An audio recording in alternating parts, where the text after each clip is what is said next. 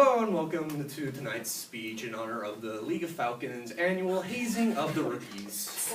Today I'd like to bring up a topic that we hear not enough of it is as it is already, politics.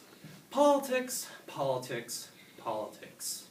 That's been the only words that we've heard on our television screens for the past, I don't know, few eternities.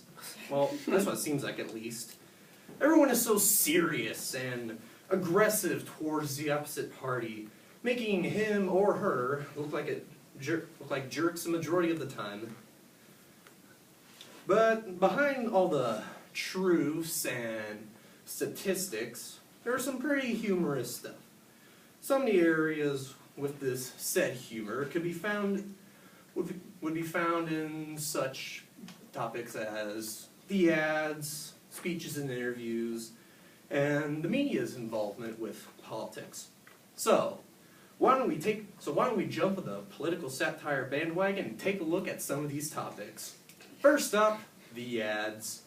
After long months of listening to these pieces of swill, we still can't say we've seen them all. For example, the chicken dance and we'll make them squeal ads. Though they all brainwash us with the same saying, vote for this person because they do good, not this person because they suck. But it's the reason why you should or shouldn't vote for this person that are the funny part. The part that people don't tend to realize or just skip over is what this person is running for. This person can change this in the government. Yeah, cool story, brah. Now, let's all take a look back and remember that you're running for Senate, so can't do much there. They can put new laws in place that will help this and such. Yeah, cool story, bruh, so good luck making the squeal then. The real truth is, politicians lie. Shocker, I know, right? It's not like this is any news to us now, but what about these politicians' public debuts? When it comes to their speeches and interviews with the public, politicians try to know what they're doing to make themselves sound relatively intelligent. They do their research, they ask what people want to hear, and they check their source material. But there is one instance that comes to my mind whenever someone brings up political speeches.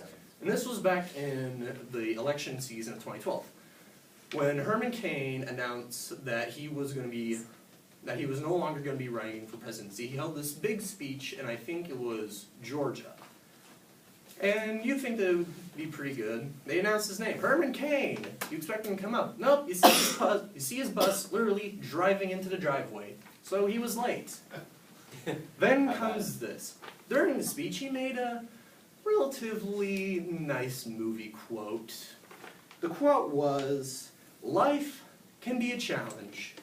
Life can seem impossible. It's never easy when there's so much on the line." I mean, that sounds pretty deep, huh?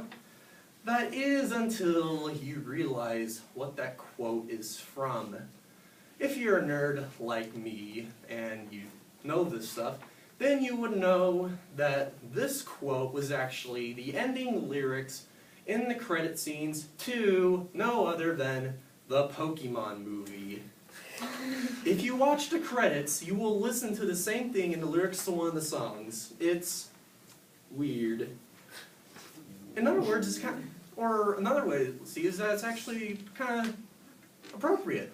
He's sending himself off as president by using the lyrics to a song that was used to send out the audience from the movie theater. But I find a quote that would be a little more appropriate for someone such as Herman Cain himself, coming from the great Slow King himself, which is, I could really use some pants. And now, the final stop on our bandwagon, the media's take. Possibly the more insulting part of this journey. The media has many horrifying forms when it comes to politics. There are the die-hard groupies who will stand their ground for any politician, the haters who wish to damn the politician's soul to hell, and then there are your leeches, which will not hesitate to break your soap opera to report a Democratic politician taking a crap in a Republican bathroom. They'll say something wrong, they'll cross the line, and they'll kiss too much butt. It is the actions like this that give the media a bad rap and make them look like fools. And I find it to be freaking hilarious when it happens.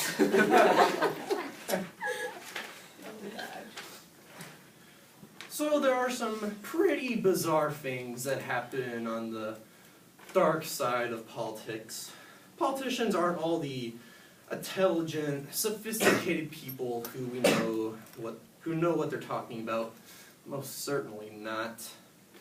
And those are just a few cases where the stupidity busted out of the floodgates, a bust that bubblegum and duct tape can't fix. To sum this all up, when it comes to voting, make sure you vote for the person that knows a thing or two so that they won't make themselves or their nation look like a fool.